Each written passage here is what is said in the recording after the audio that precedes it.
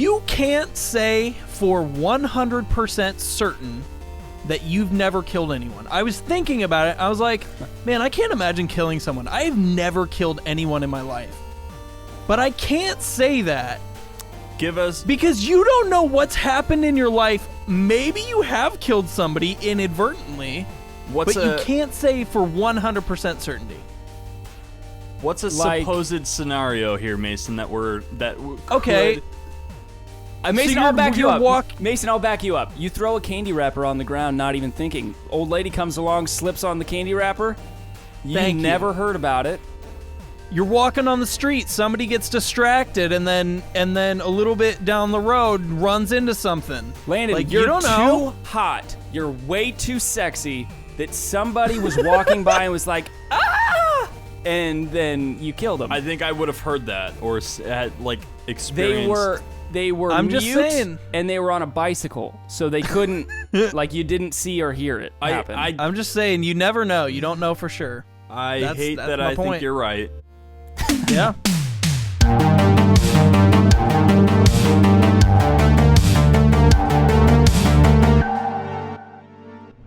Welcome to I'm Telling Mom, the podcast about three brothers catching up, playing games, and sifting through the scrolls and tablets of old to uncover the greatest category of Homo sapiens to have ever graced this earth.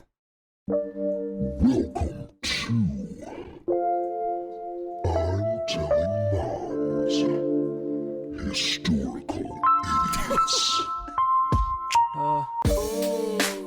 What? It's dumb people. Oh, that's right, baby. Straight from history.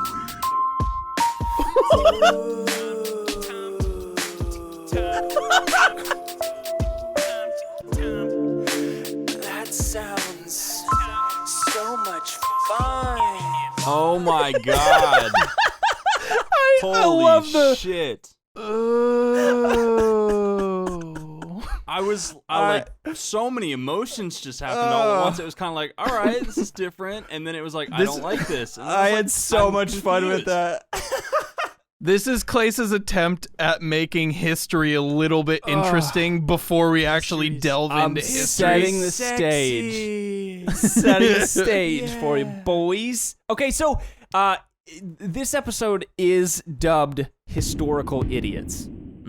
So there's going to be a lot of history. We're going to have some good stories. We're going to have some goofs, some gaffes, a lot of laughs, you know? Just a quick question. Do you guys think that a channel on Pornhub that was educational yet sexy would do well? Like it was like, ooh. Like drunk history, but sexual history? We're learning about Shakespeare today, girls. You know, and maybe. That would do well? Maybe. Man, it would really capture I don't know. I mean, those kids would pay attention. Yeah, but I feel like if you're on that site, like that's not what you're there for, you know? You know, everybody support us on Patreon with our new OnlyFans account where we're getting educational and OnlyFans is perfect. OnlyFans, I think, would do really well. Pornhub maybe not so much. That? Because OnlyFans you can take the edgier side of content, whereas Pornhub, like, it's pretty clear why you're there, and it's not for educational content. OnlyFans, there's definitely a line of there's stuff that isn't even porn on OnlyFans. Dude, you guys have not seen the channel on Pornhub that the guy's like, I give you a glass of water and then I walk away. Or like, I shake your hand respectfully and then I say goodnight. Yeah, that's different though. I haven't seen that. Oh, dude, you actually have to genuinely see that. It's funny. It's really funny. All right, sorry, Clay. So, no, you're fine. You're fine. Good, wholesome content. So, in today's society, we can obviously see idiots in social media, on the news. They're kind of everywhere. But what I love about this historical idiots is that I had to dig. I had to it's not just like, here's a video of a guy doing some dumb stuff. Like, you just learn about people's lives and understand, like, why is he actually an idiot? So I'm gonna expose some people today. We're gonna talk about some of the idiots of history that have made a name for themselves, and it's not in the light that they would have wanted. Okay. Good. I know want to what find I mean. out. Are these people? Do we know that they did these things? Yeah, Do we know this is them for other reasons? Yeah, potentially. Some of them you will. Some of them you will never have heard of, and that's okay. By the way, I just want to preface, I have a lot of notes. This is history. So, and I don't want to mess up history at all. So you're just bear with me. We're going to get through all this, but they are fascinating stories. Okay. So Listener, we know that statistically, I think most of you are out of school by now. And we just want to say, welcome back to school. And we're going to learn together. Also, and we're all in the same boat. I swear to God, if this isn't better than my slideshow about Scientology, because but I everyone learned a hated lot. that. You learned a lot. Okay, good. I learned a lot from that. I'm excited for tonight because I think I'm going to learn a lot too. You will. You will. Landon, I just hope it's more entertaining. Landon, I'm going to have you, like, after every story, I'm going to have you being like, Damn, son, where'd you find this? So there's going to be some, some juicy, good stuff where you're like, ooh, interesting. I'm excited. Right. I'm excited. Hey, before you start, though, can I bring something up real quick that happened this week? Please, do it. By all means. All right, well, I'll try to make this quick. So I was scrolling along on Reddit, and there was a video. There was a journalist that came up to Elon Musk, right? Very wealthy guy. You all know him. I don't need to explain who he is. But the journalist goes, hey, how is XAELTXM, Oh, his son. Elon looks at the journalist and goes, who? And the guy goes, how is XEATLM? And he goes, oh, my son, yeah, like in his nervous little laugh. Sorry? How is you mean my kid? That sounds like a password. Did he say the name right? Like, I'm assuming the journalist said it right, yes, but it was interesting to see Elon react in that way of like, who?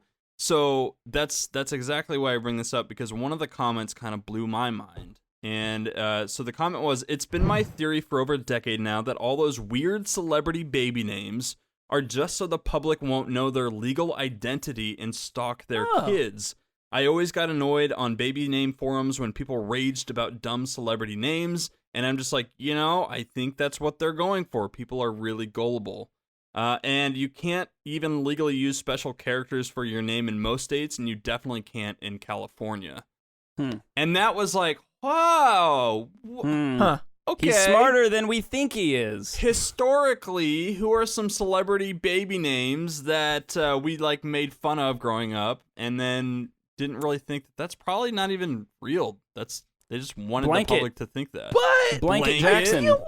Blanket was real. Northwest is real. Yeah. There are a lot of really dumb stupid celebrity real names.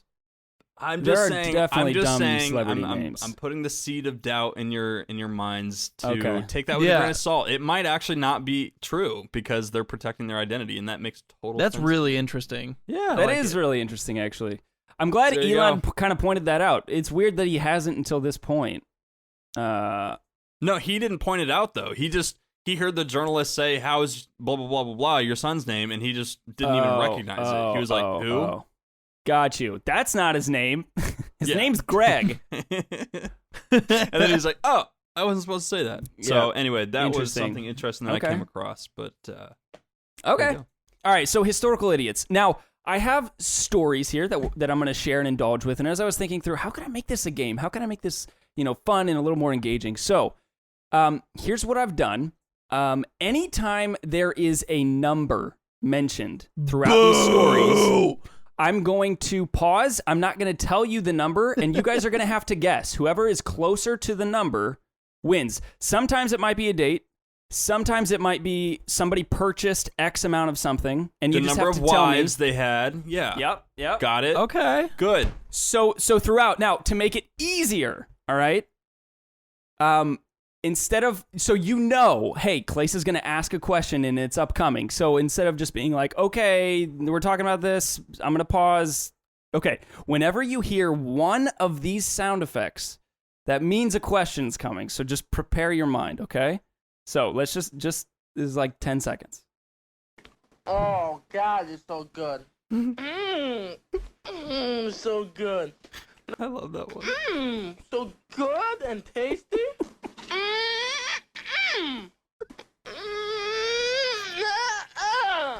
Okay.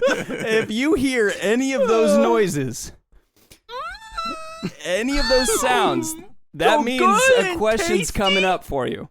All right. Okay, so we're going to start our journey off this evening, this morning, whenever you listener are listening to this. We're going to start you off with a man by the name of Timothy Dexter. This Good is name. This is potentially, after doing all this research, potentially one of my favorite people from history. Okay? So, he was born in... So good.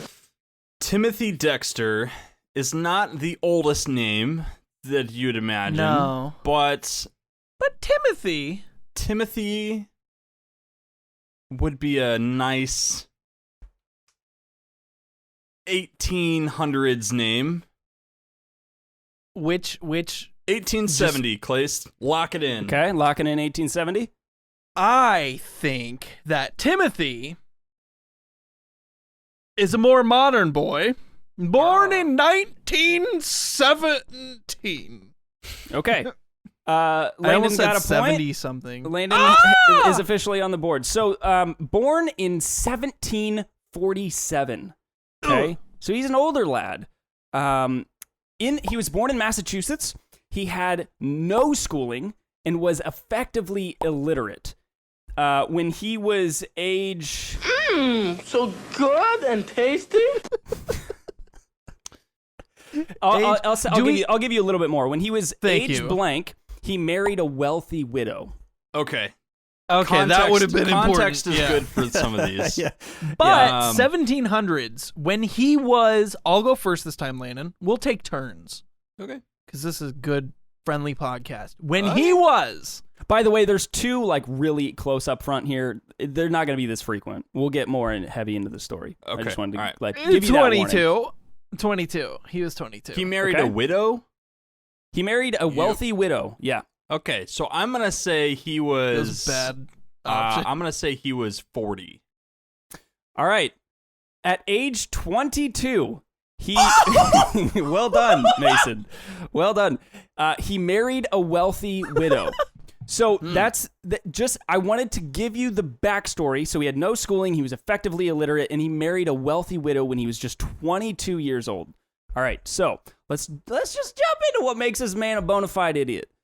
So at the end of the American Revolution, so remember, America declared it's just 4th of July. We declared our independence in 1776, right?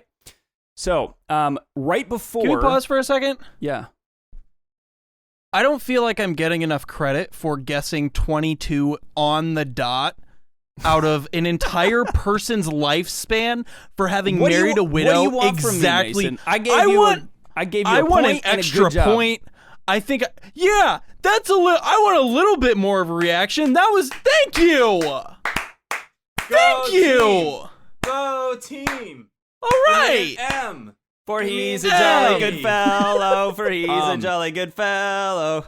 Okay, so at the end of the American Revolution, so right before 1776, when America declared its independence, Timothy Dexter, which from here on out I'm going to just call him Tim.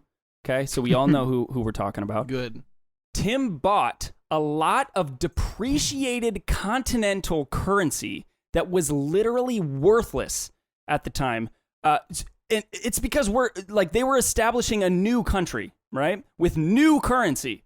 So he literally, when they came over, they were still new in New England area, setting up new country, new currency. All the old currency was literally worthless. But he decides, hey, that's a really good investment. I'm going to buy up a lot of this worthless investment currency. And this should have financially absolutely ruined him, because not only did he use his own money, he was married to this wealthy widow, and he used a lot of her money to do this. Yeah. So Terrible investment. However, when the war ended, the U.S. government decided, hey, we're willing to buy back all the old currency to help kickstart the U.S. economy. So yes, we have a new currency, we have new economy totally, but we're willing to buy back all the old currency to help get the economy kickstarted. This made Tim an immeasurable profit. Okay, so he literally sold all of his investment, old currency back. He then went out to purchase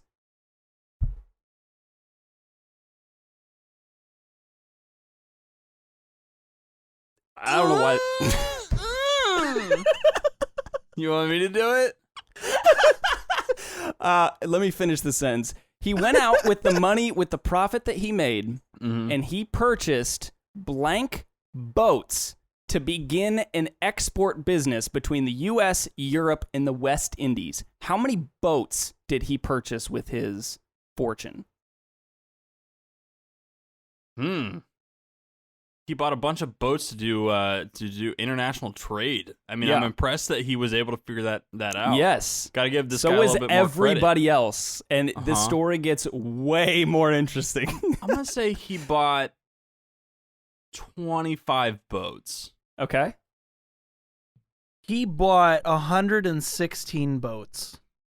All right.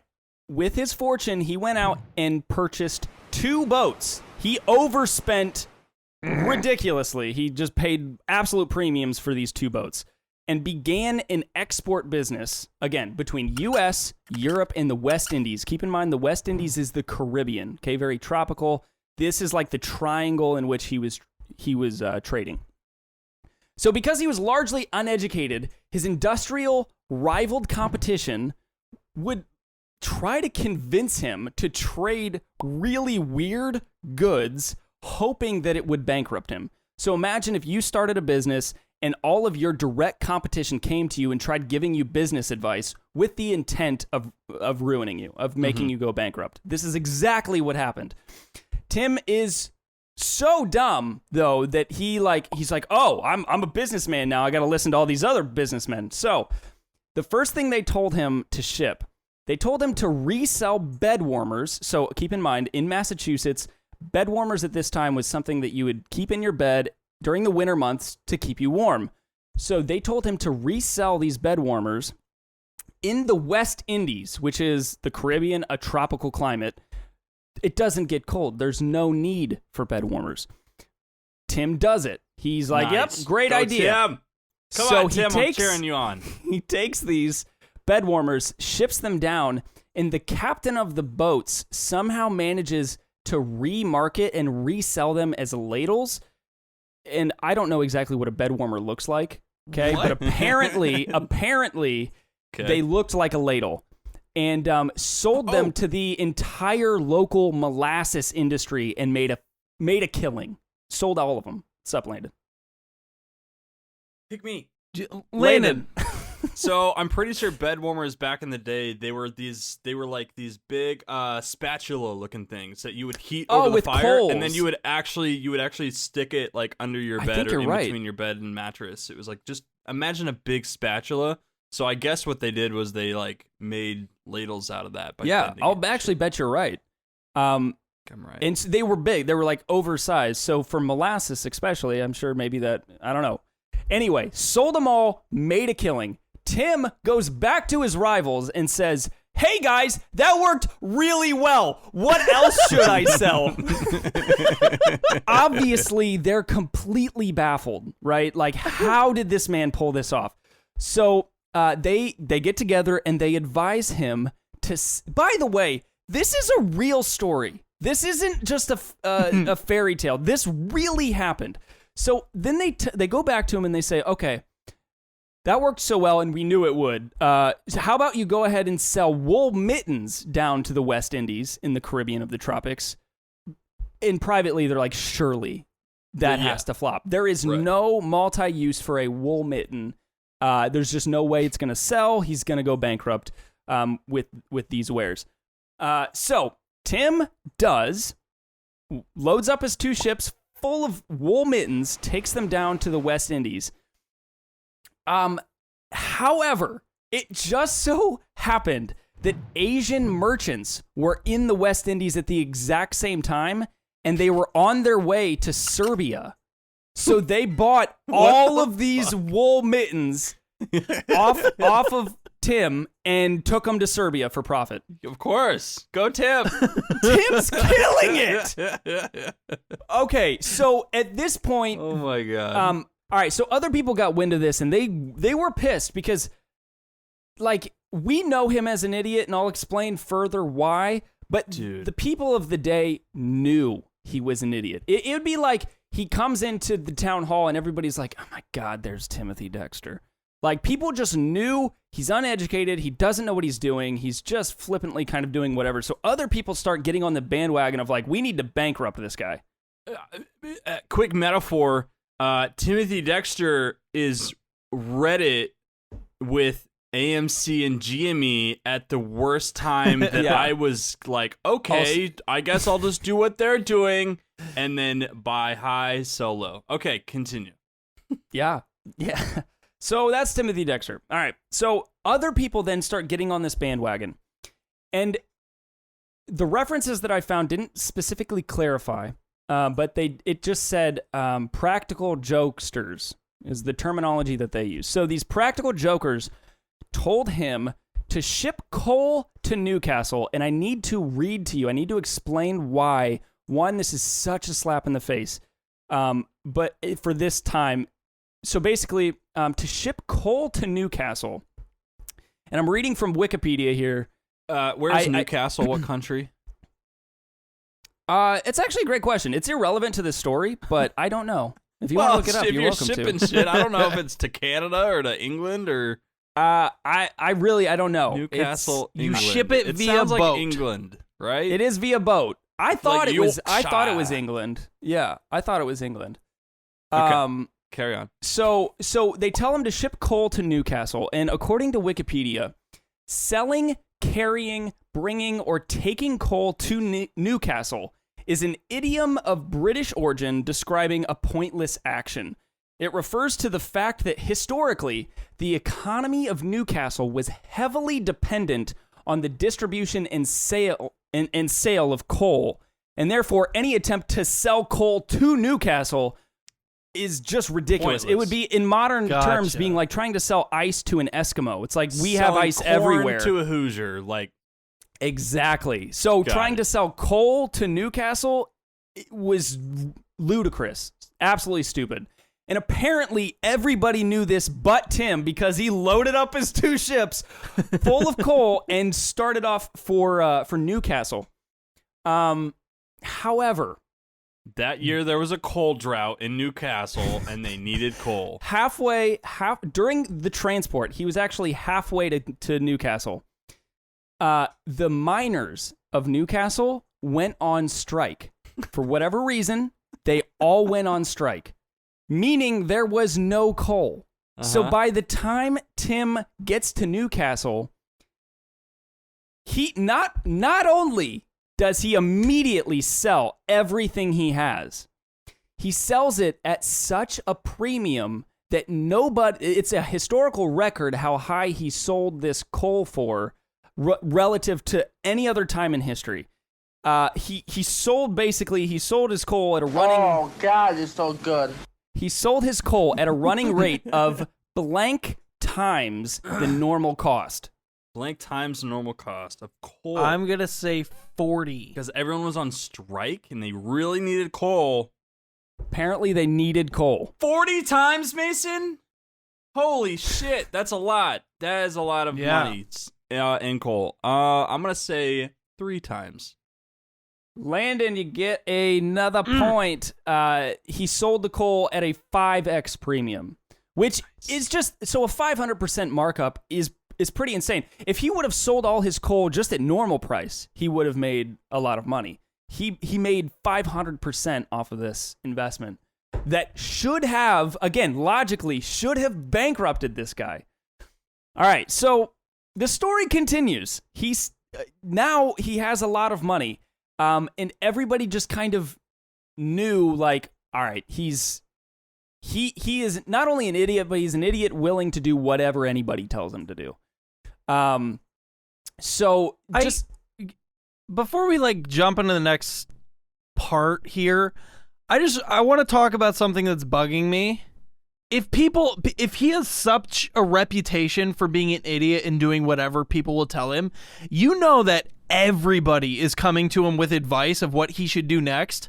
Yeah. How does Give he me happen to money. pick it's not like one person came to maybe the first time like one person told him what to do and he did it, and then the second time a few people, but the third time everyone's giving him advice on what to do. How did he happen to pick the one bad advice that worked out? I am convinced time. that he's Every some time. sort of time traveler or trickster god Could have that is been. just fucking with everyone. You know, as I was writing this story, I'm like, they're both going to be like, this dude's not an idiot. He's like a genius. No, He's I'm like and our listeners are historical starting to think that genius. too. So we're either expecting this idiot to keep rising to the top, baby, and then we find out he's King Tim that we never heard about, or we're gonna hear the eventual demise. So I'm wondering where this climax is. So we're about there.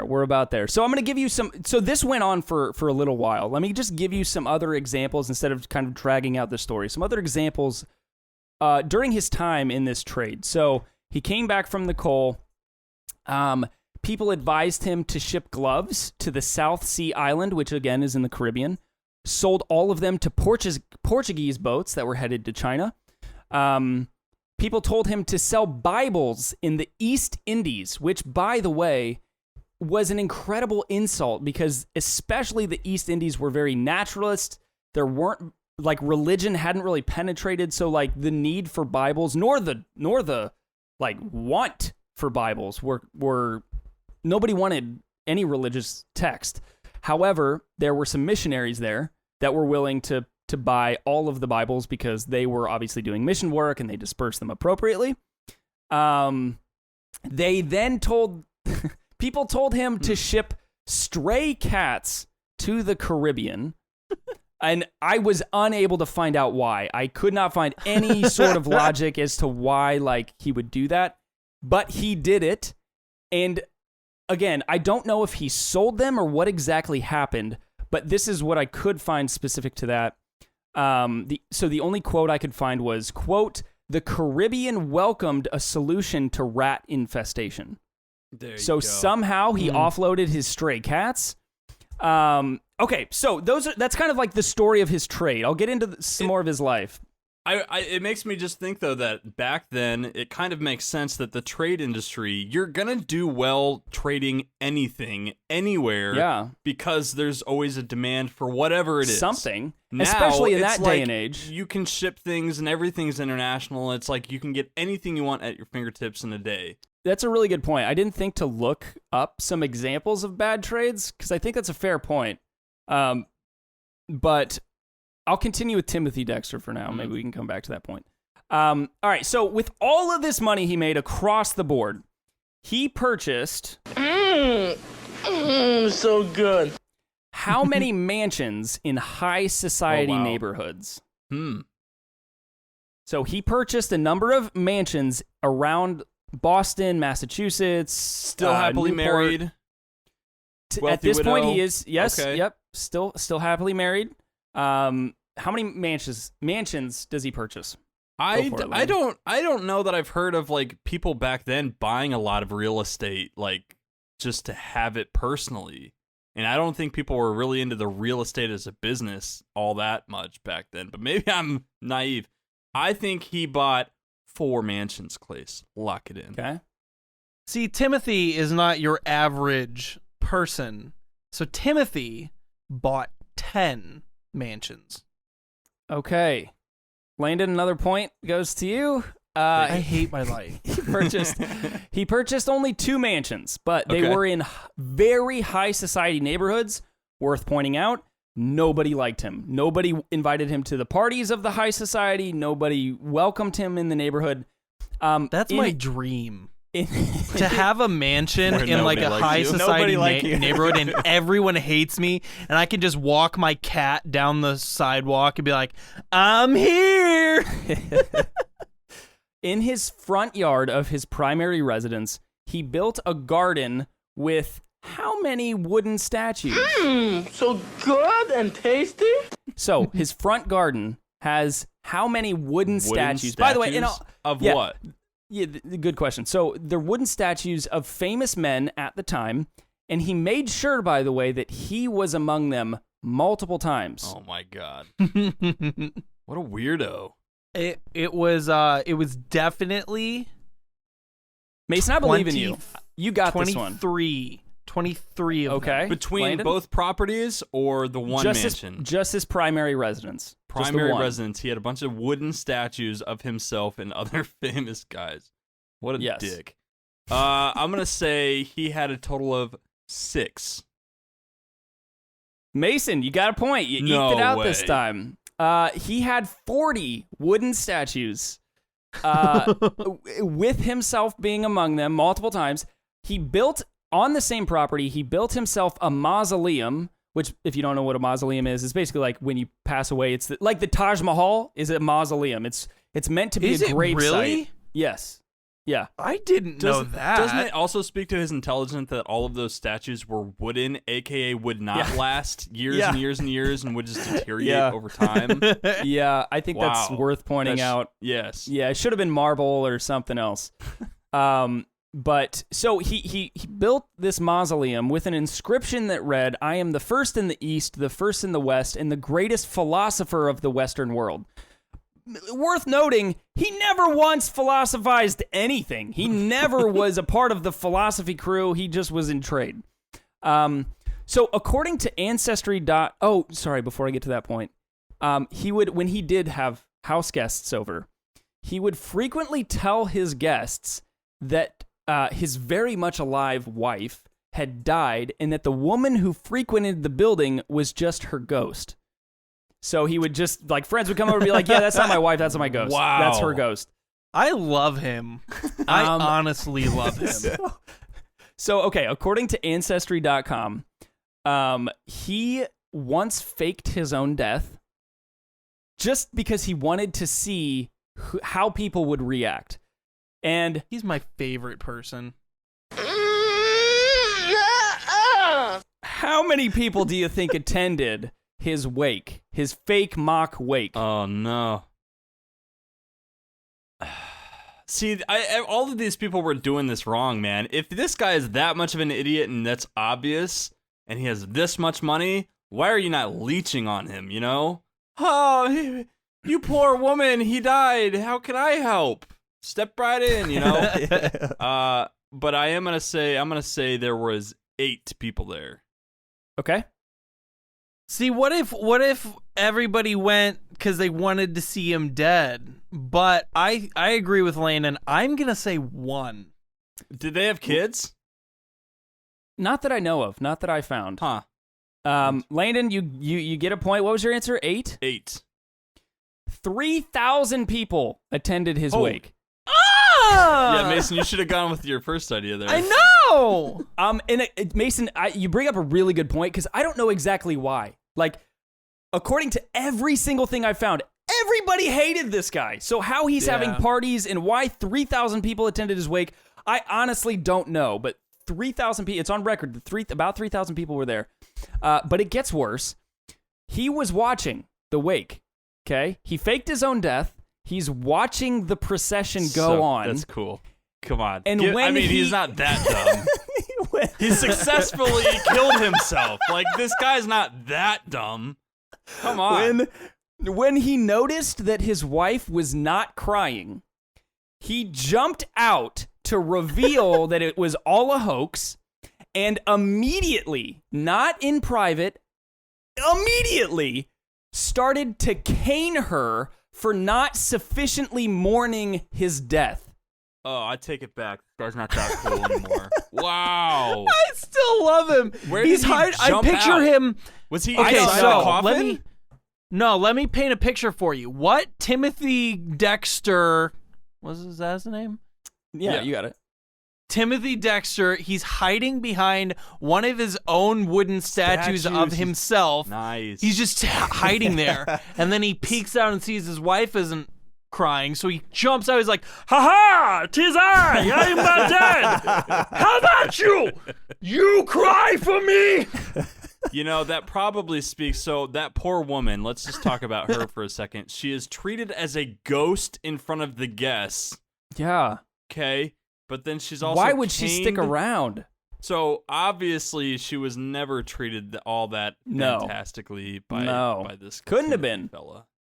Couldn't have been. So I have one more thing about Timothy Dexter. When he was 50 years old, I'm just going to give you that. When he was 50 years old, he authored a book despite being illiterate, okay? Completely illiterate. The title of this book, by the way, you can read it to this day. So if you're looking for some reading material from an illiterate man, the title of the book was Mein Kampf. Good example. All right. Wait, Mein Kampf? Yeah, Hitler was not that smart, dude. His book is awful. Yeah. Anyway. I just don't have the mental capacity. I think I would love to read it, but I don't think I could do it. So you know what I mean by that. All right. couldn't get into it. No, I got you. It's not my cup of tea. Under the right circumstances, I just wasn't on board maybe, with but his vision. It was just written weird and bad, and it wasn't even. Anyway. All right. So he authored a book, and I'm going to tell you the title in a minute. It consisted the entire book consisted of how many words? The entire book consisted of how many words? So again, this goes back to Mason's extremes. Like, is it like 20 words, or is it like a novel? Yeah. This guy just threw a bunch of words in there, and I'll give you a hint on his this one. vocabulary only contained like 100 words total, so it was just those same ones over and over. I'll give you a hint.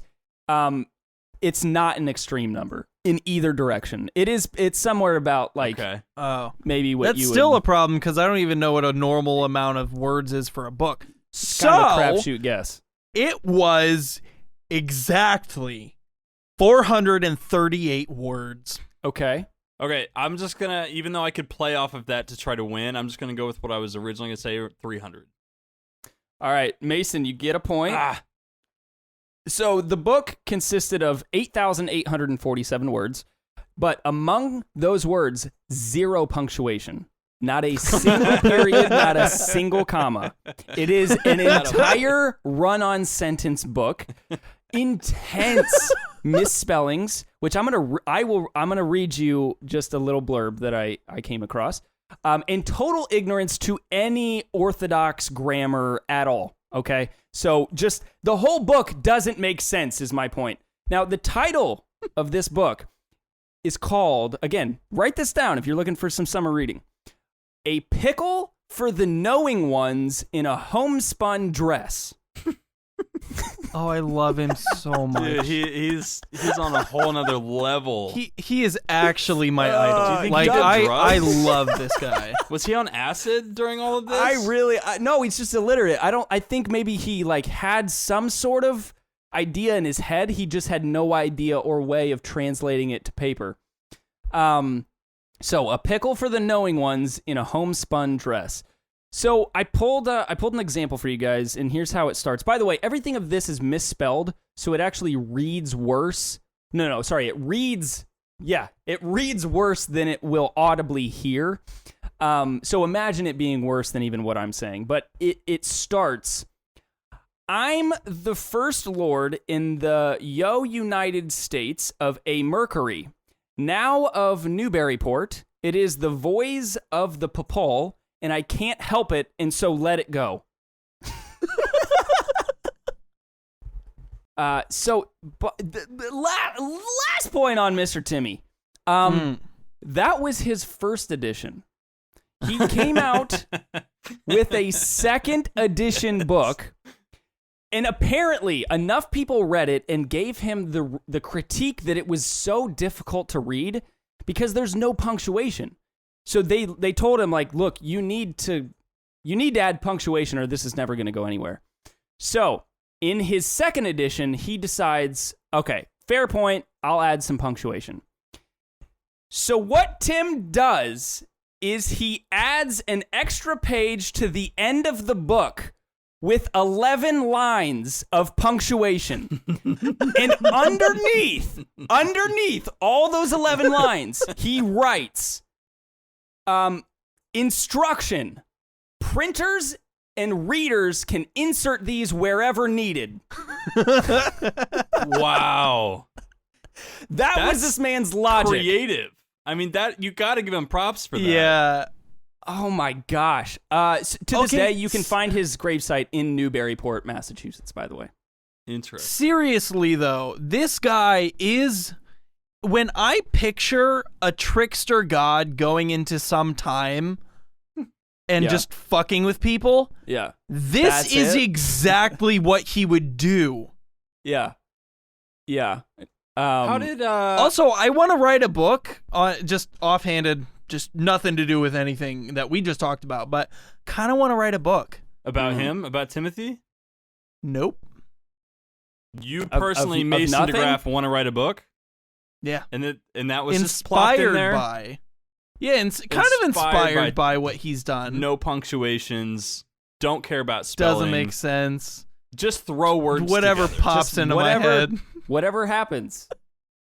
I would read almost see that as like a 2030s, 2040s like genre Form of books of- where it's yeah, like a yeah, new yeah. art form where like you just give just the pickles and the sundress and you just feel it. You All know, off the It doesn't top of the have to dome. make sense. The Anyway. interpretation is up to the reader. So, all right, here's what I'm gonna do. I have some other stories, but I'm realizing like we're gonna have to fly. Right. I am fine with just talking about Timothy McGregory. Well, so Dexter that's burn. all I have on Timothy Dexter. I want to. So first of all, Landon, congratulations, you Hey. won that game, Thank you. 5-3. I'll take it. Well done. Suck that, I Mason. wanna- Suck it. So Okay. before I jump into my last story, I want to just take a minute, take a quick break. Please, check out our beautiful sponsor of this week. You just enjoy it. Sponsor. Do it. Just do it. Do it. Do it. Special thank you to today's sponsor, eGirl Voicemail Services. Wishing that special gamer girl in your life would just get the heck out of that bathtub already and call you up, but you're either too nervous to pick up or too busy comparing piss bottles with the boys? Not to worry. For a low price of eternal damnation in hell, you can receive a special voice message from the cat girl of your dreams.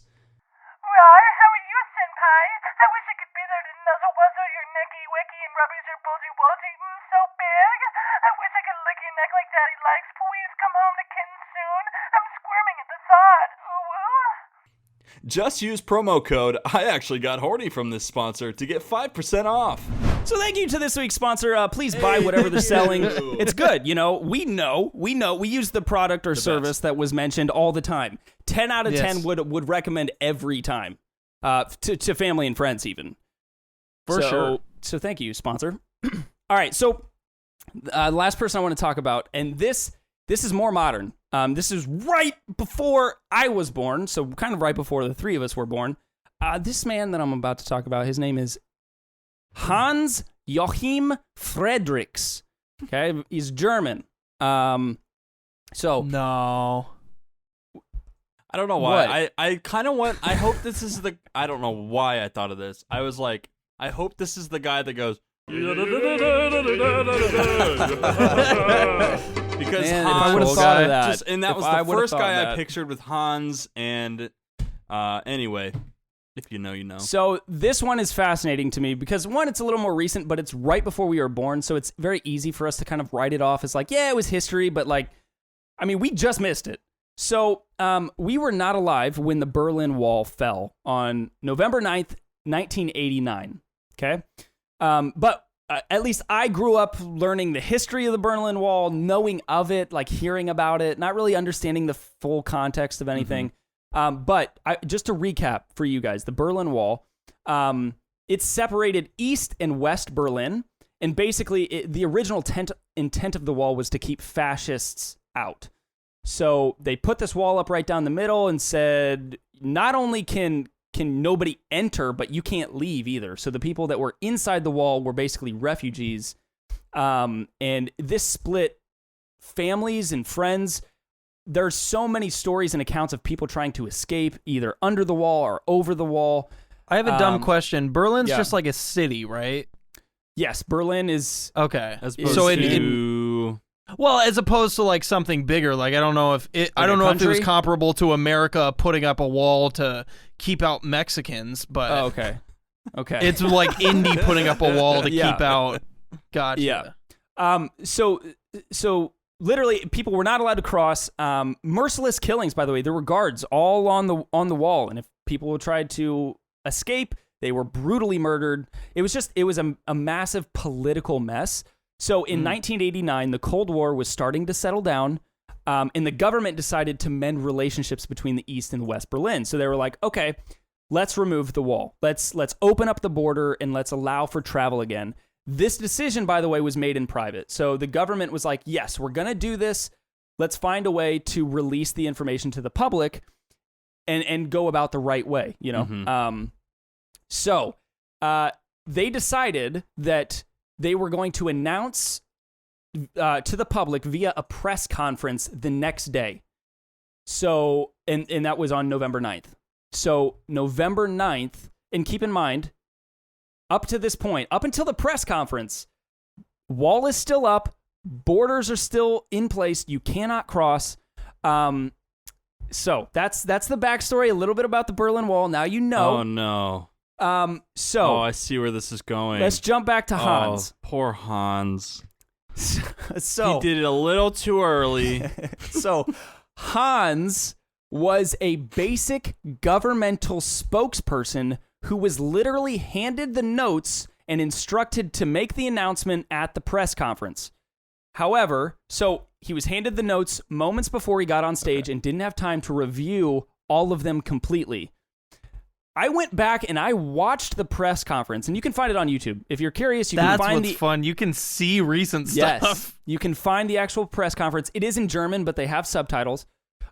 So I'll read what he said verbatim. In English, please. And yeah, I'll read it to you in English. So the whole conference was actually relatively uneventful. Leading up to it, they spoke about, we're going to mend relationships. We're planning on opening up. We're going to be opening up the border. They talk about foreign trade, just plans for the future, how they're going to merge the relationships and all that type of stuff. Then he says this, private trips, but this is quote, by the way, quote, private trips abroad can now be applied for without prerequisites, conditions, or family relationships. And this was a huge update because prior to this, nobody could leave. So reporters start frantically throwing around questions, and one of the reporters asks, when does this go into effect? And Hans is flipping through, you can see him, he's flipping through his notes, and he says, according to my information, immediately, without delay. And I'm sure, as Landon's already alluded to, and you can imagine, TV and news immediately ran this story, which caused the onslaught of flocking to the border because, apparently, boom, it's open, it's free, everybody can go. This was not the case. It was a huge mistake. Basically, it was not the intention to just immediately open the borders. And also, like, logically, why would it be? That doesn't make any sense. Like, everybody can go now. Just grab a sledgehammer and just go to town, have fun. Exactly. So, so they were planning to open the borders the next day, but there were still orders in place that you needed a visa to get through. So it wasn't even a free border. They were planning on, like, yes, it's open, but you still need a visa to get in and out.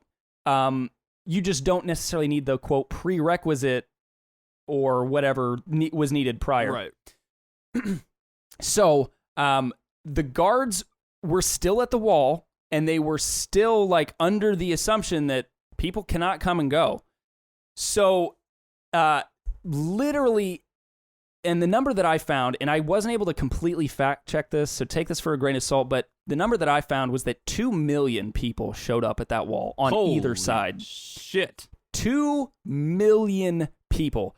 And by the way, the guards were, like, there's one guard every mile. Right. Okay? Like, it's not like an There's army nothing- at the wall. Yeah.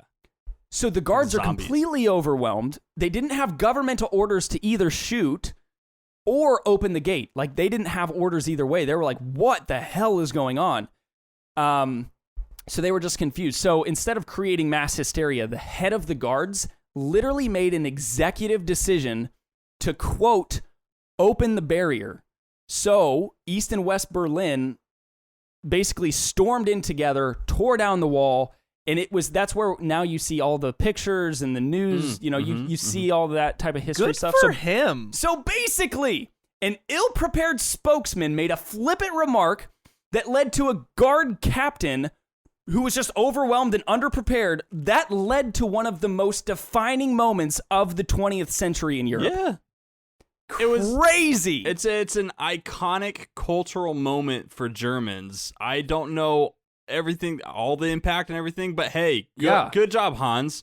Crazy. Like, I guess in a government sense viewpoint, it's like a big bungle and like, oh my gosh, but like in a cultural sense where nobody died, nobody like, it wasn't a big like bloodbath situation. It was just a cultural, iconic moment for them. Like, to be able to knock it down themselves and carry pieces of the wall away and shit like that. Like, well, and it was a moment of like peace, right? Like, we are friends again. And so what I read was like, it was a massive party. They literally, everybody just went to the wall and threw a party, man. And well, how boring would it have been if the government did it the way they wanted? Like, I know. All right, we laid out some tables with some paperwork and get some crackers while you're there, and we're gonna slowly, like, it probably would have taken years for the bureaucracy of that situation to filter through. Yeah, you're right, for sure. But what really impresses me with this story is the captain who made the decision to fuck it, just let everyone through. Like, because he easily could have made the other decision of this is a military state, shoot anyone that comes within a foot of the wall. But like, good for him. Because it was both sides, I'm sure in his personal life, he understood where this massive 1 million on this side was coming from. Yeah. Maybe not this side, but at least it's both sides coming together. So I get it. But I thought when I made my little like, oh no, poor Hans, too early. I thought it was because, so they set a certain date where they were going to announce like, hey, this is chill now. Everybody's good. And maybe the night before is when little poor Hans wanted to cross the border and then just got shot and died, when in like an hour later they were like, it's open. That would have been terrible. And I thought that he was going to give the okay a day or so earlier, and then everybody goes to the walls, and everyone that went to the wall immediately got shot on sight. And so he was responsible for like 5,000 people being shot. So I don't know that I would call him an idiot. Maybe in the government's eyes, but from a citizen standpoint, he changed history. He was just misinformed. That wasn't even on him. Yeah. Okay, so I have a couple honorable mentions, and these are literally like 3-sentence stories, okay? I thought these were fun, so let me just ramble through some of these. All right. A man from New York missed his friends who were fighting in Vietnam, okay? So he traveled thousands of miles to track them down in a combat zone to give them beer and letters from home. After succeeding, he wrote a book about it called The Greatest Beer Run Ever. Oh my God. The fact that it worked makes it not dumb. I'll be honest with you, I kind of want to read it because I'm like, how do you even get into a combat zone bringing beer for your friends? How does that even happen? Yeah. During the Spanish-American War, the Spanish governor of Guam was not told about the war. So when a U.S. warship showed up, he was genuinely happy to see them because he thought they were just visiting, bringing trade and other wares and goods. Boy, was he wrong. I think I've heard that one. Hey, it's my friends. Why are they shooting? This one's a little hard. This one was a little hard to research because it happened in 1800 BC. So you can imagine, like, literally, this story was passed down. This is like old Chinese dynasty era. Okay. We're not quite hitting rocks. I don't understand history. Like, I don't either. Like, the timeline is so weird for me. Yeah. So translations of basically what happened differ slightly, but there was a Sumerian king who was told by an oracle that, quote, disaster would befall the king. So the king had a gardener crowned as the king for a single day. However, the story is an oracle told him he was going to die. The king was going to die. So he put a gardener as a king and then was going to kill the gardener that night, basically fulfilling the prophecy, and then he would resume as king. So this is his plan. As you do. Spicy. Whether you agree with it or not, I don't know. But that's what his plan was. However, at the celebration dinner, so they crowned the gardener king, and then, yay, let's have a big dinner. The real king choked on soup and died. So the gardener ruled legitimately for 24 years. Wow. A gardener was just like, all right, guess we're going to do this. I guess I'm in. 24 That's years. a long time to rule too. When anybody could be out for your head, plus the life expectancy was probably like 40 years. Did the gardener not question why he was being appointed king? Did that not cross It anybody's might have mind? been. I don't know, but it might have been agreed upon. He might have been like, "I'll do it." Yeah, kill I don't me know tonight. Yeah, I'm a I don't gardener. know. I have no idea. Last one I have, and this one cracked me up a little bit. So in World War II, so the Russians trained dogs to run under tanks with time bombs on their backs. They were called anti-tank dogs. And you can look this up. This is real. No. But the Russians trained the dogs on Russian tanks. So they set the dogs free in the battlefield, and they turned around and ran hilarious. back to their own tanks and blew That's them so bad. all up. Oh, that's so bad and funny at the same time. I think it's what a really funny. Stupid mistake. You can look in history of like right when we're like specifically World War I, World War II. Apparently, since there's such like that's when technology is advancing so quickly, and so some of the patents out there for war-specific technology, specifically involving animals, was ridiculous. Yeah. Like pigeons that were trained to like detonate bombs and like stuff, crazy shit mean, that should not exist. Thank God for that story, though. That's some beautiful irony right there. Yeah, Like, that's I hope really if funny. you're sending I loved pigeons up in the air, I hope they're taking a shit on your head before they blow I up hope they somewhere. do. Like, Dogs are wow. still dead, but Okay.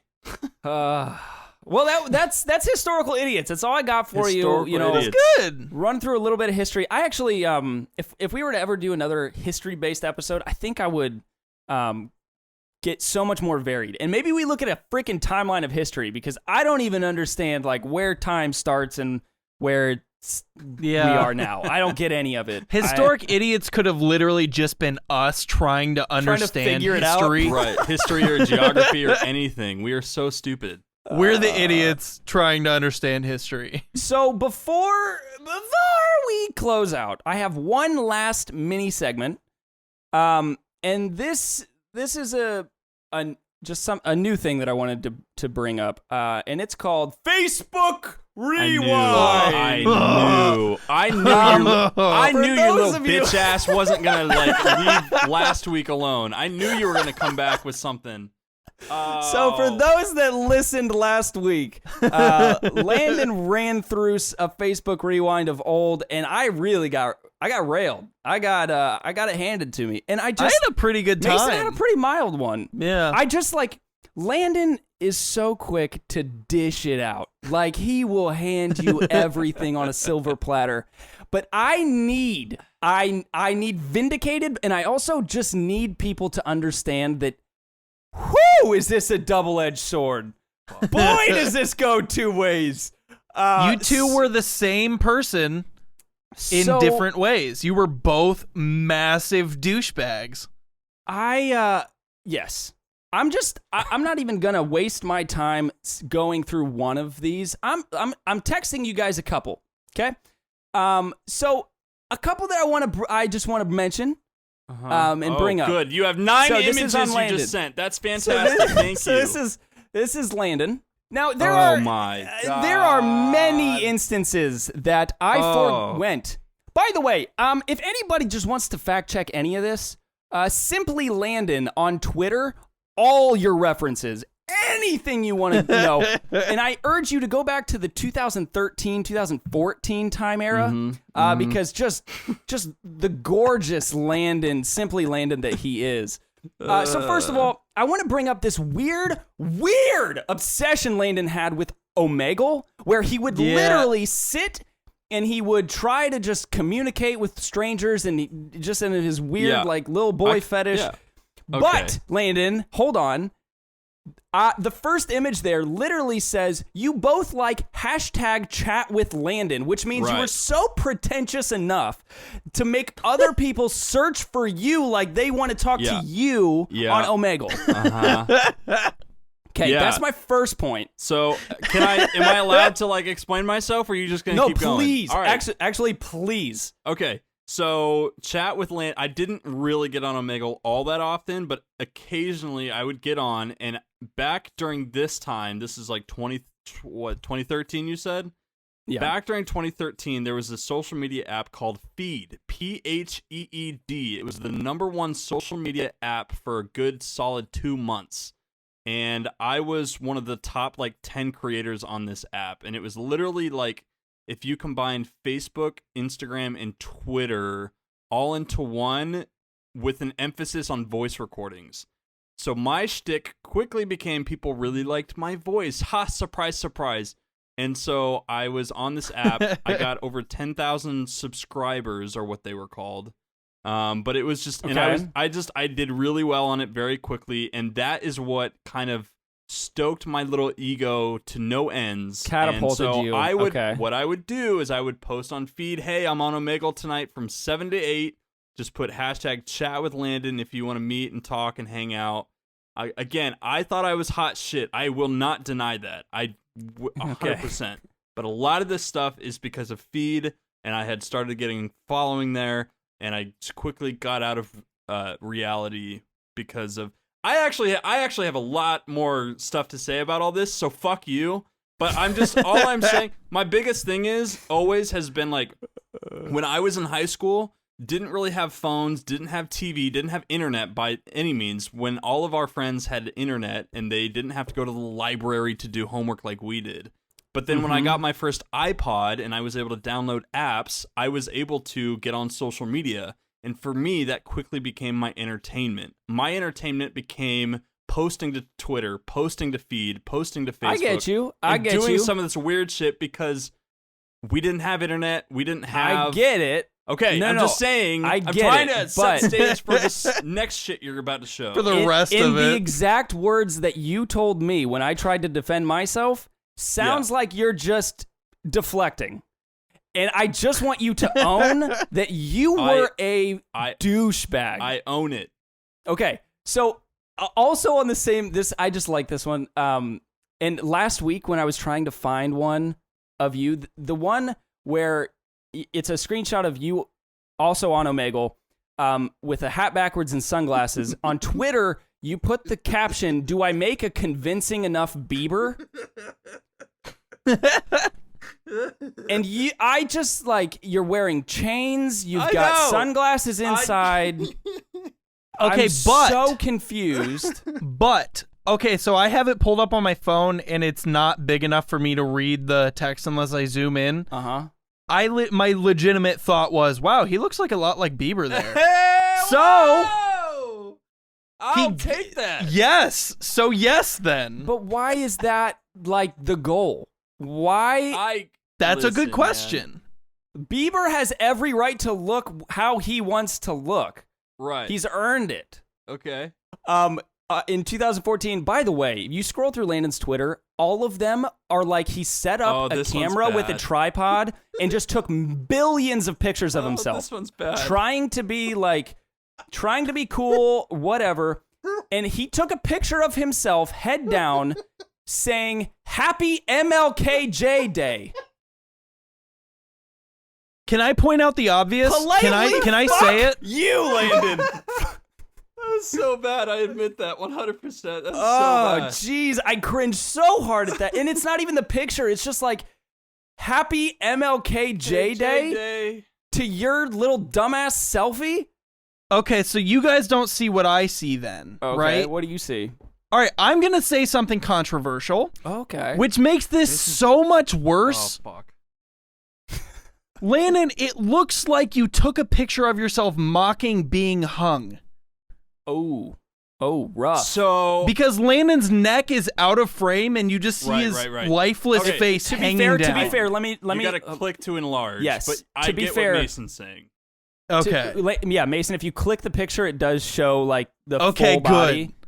Good. And it's clear that he is not hanging himself. Okay. Let's it see looks what else we got horrible here. from my That's perspective. a terrible thing to point out, but you're kind of right. And Okay. I fully admit that's bad. That I guess is all Yeah. I guess all the other ones are just like douchey. Landon roasts me for like looking like a douchebag, but Landon, I maybe have 10 douchebag pictures on Yeah. the internet from that Yeah, age. I have You a lot. have hundreds. I have a lot. There are so But many that because I he didn't- was trying to make a name on social media, so it makes sense. That's how you make a name for but he- yourself. And I get it, but it's the type of person that nobody really want. Like you're not and authentic. I know it's that, not and genuine. And 1000%, I agree with you, Clace, and I know that now, which is why I just don't post Right. to social media. But again, I can defend myself during this time period where this was my entertainment, and I thought this was going to be a thing. I thought I was the next, like, whoever the fuck is popular on social media these days, but I thought I Yeah. was getting into that world, and I quickly James Charles. okay, You were going to be the maybe next not James that. Maybe Maybe not that, but but what I Landon, I realized get was you. if you posted something that was like heartfelt, even though it probably wasn't genuinely heartfelt, it was like eh. But then if you posted something in your face, it would perform really well, and it was like that's what people wanted, and so it was. Yeah. This is the birth of social media and like this kind of influencer. Oh, I just found life. a really bad one. So But so in your defense, it is impressive to me. Like obviously you were a douchebag, but it's 100%. very impressive to me that you at the beginning of social media, before influencers, were figuring out from scratch, not based on what anyone else was doing. You were figuring out how it works and how to do it. And that's impressive. Like, good for you for like stepping out and being like, I'm recognizing what sells and what doesn't, and I'm Right. doing what sells. right. That's kind of cool, even but though also, it sucks. But also, so he gets like 20 likes. Is that what sells? Like, it depends That was on Twitter, but like this stuff would have 2,000 likes on feed.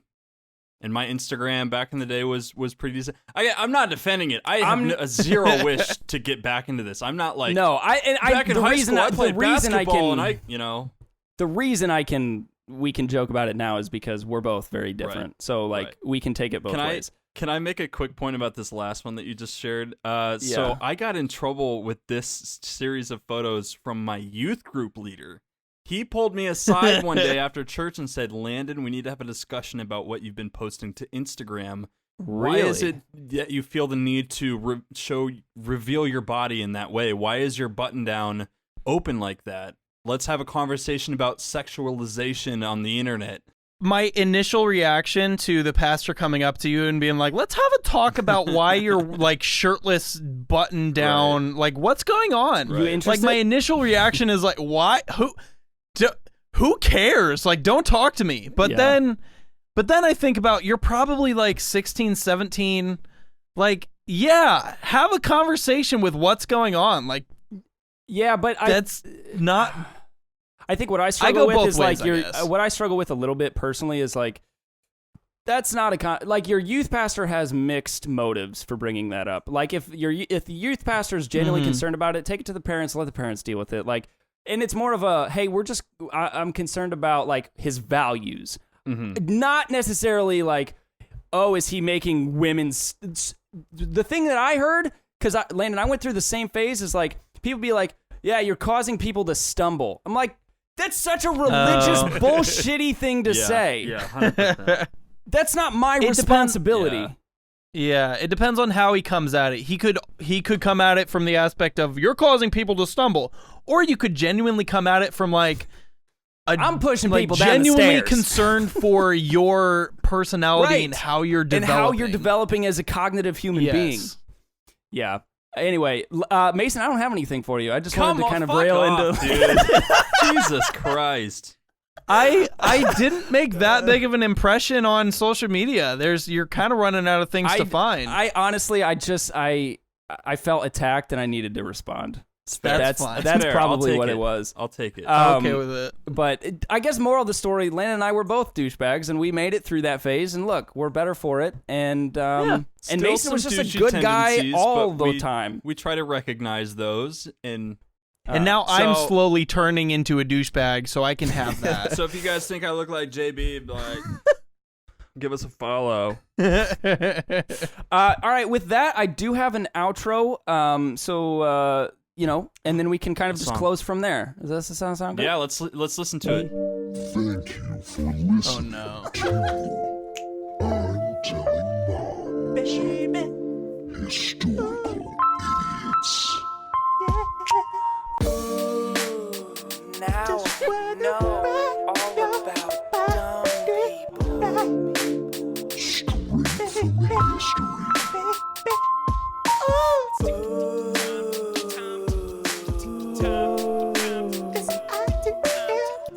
That was so much fun.